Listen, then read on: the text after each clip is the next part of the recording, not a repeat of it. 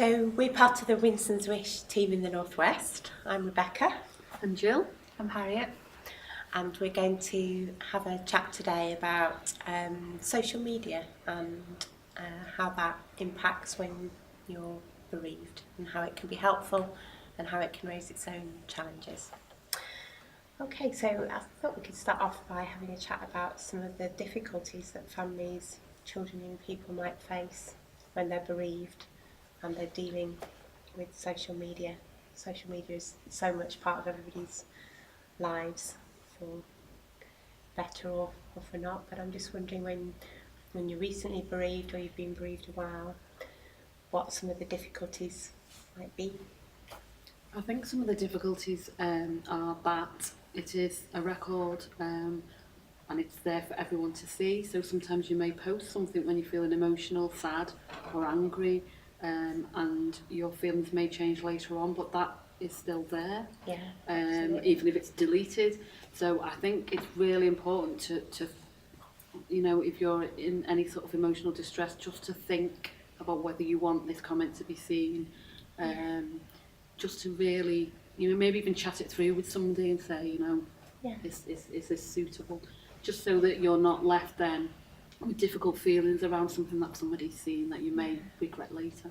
Because sometimes you can say something and need to express something, and I know some people find it really helpful just to say and know that they're being heard somehow, but actually there's always that feeling of feeling a bit vulnerable when you've shared your feelings, and actually if those feelings are being shared and you can't then take them back, it is. Because if you really write it down in a diary, it's your private diary, isn't it? But if you post on social media, you know, everybody can see. Yeah. And that's not necessarily a bad thing, but I think it's just really important to really think about whether you want things to be posted. I think families can be at different points in their grief as well, can't they? And sometimes people can be very overwhelmed with very difficult feelings of sadness and distress, missing somebody terribly. At the same time, somebody else in the family can be feeling that they want to look to the future, and actually, you know, you can decide not to be in the same room together, but actually, you know, if somebody's posting things on social media about how distressed they feel, it can be very difficult to deal with, can't it? Yeah.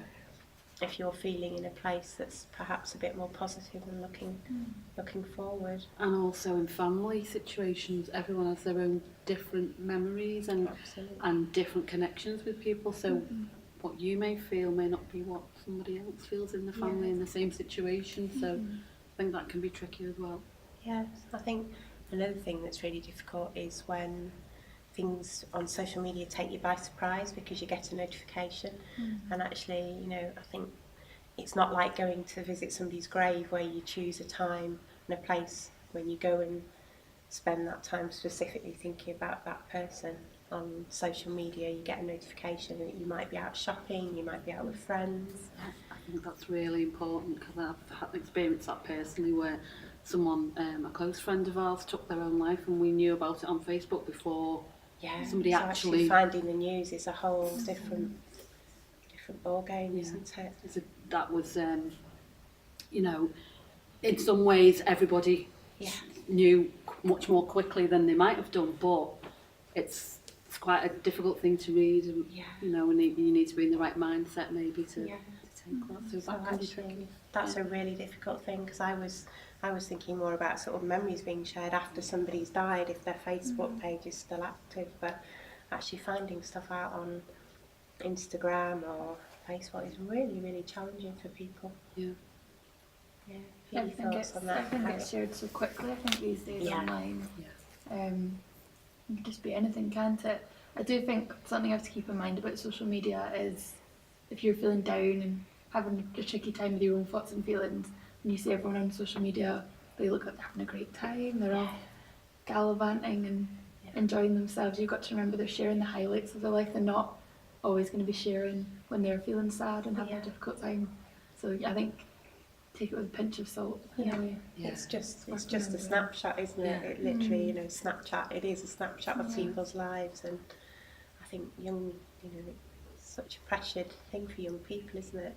Because you do feel that everybody else has got a million followers, a million friends, and I think bereaved people do feel isolated. It goes with grief, doesn't it? I think it can tap into that feeling that a lot of grieving young people say, that they feel different as well. So if you're not feeling happy and everyone's out having, you know, it can add to that isolation. It can be a powerful thing for, you know, lessening isolation, but it can also add to it in those kind of situations where you feel different. And I think when you feel like that, it's worth trying to take a break from social media, I think. And I know it's That's difficult really when you've good got point. it on your phone and Yeah. you've got things flashing up, but it's nice just to maybe go do something you enjoy that's not involving social media. Go out and do something with people that you like and want to spend time with, your friends, your family, an activity, a hobby that you like. That human connection instead of a... Just taking a break from it when it can get overwhelming sometimes. And actually we know that having a screen break is good for us psychologically anyway, don't we? We know it's good for the mind and the body, and actually it's not part of everyday life these days, is it? But it is helpful. I think it's helpful to remember for younger people as well that it's not the only way that you can communicate. You know, us older ones, we used to communicate differently, but I think young people now think that is I know with my own children, that's it. Yeah. It's the only way to communicate. Yeah. There are other ways, so it's nice, like you said, to take a break sometimes and maybe communicate. It's good to share a Domino's, not just Snapchat Yeah. the box, isn't it? Yeah. Tastes much better that way. Yeah. That's really Go cold as well. Yeah. So that's some of the more difficult and challenging sides of things. But what do you think are some of the benefits to, you know, all the connections we have over That social example media platforms? I'm thinking of, it was difficult to read, but also it reached so many people. Yeah. And also in terms of funeral arrangements and families' wishes for things to happen, it was useful in that way. So it can be a bit of a double-edged. Break down those barriers to communicate. Yeah. You can reach more people. Yeah, because people's wishes around funerals are so important, aren't Yeah. they? It's really important that people know what a family wants, because a funeral it's about marking that person's life, but also it's important that the family get a lot of good community support. So if you can get that message out, then that is really, really important. I think it is useful in keeping in touch as well, because family members might not necessarily get to see one another because people are busy. So it is a way that, you know, after there's been a death in the family, that link can still be maintained and continue. There is always somebody there, isn't there? Yeah. You switch your phone on, you go onto Facebook, you know who's active at that time, you know who you can reach out to, don't you? There are also groups as well. There's also groups that you can access. Yeah. Bereavement support groups and that sort of thing. And actually building a network. I know that in the Northwest, some of the parents of children that have used the service have set up a Facebook group, and as a way to keep in touch, you know, between the events and the groups that we have. And I think they can share really useful stuff, really useful websites. If they've got a question about how to support their children, they can ask that question within the group. So there's those benefits, aren't there? Definitely.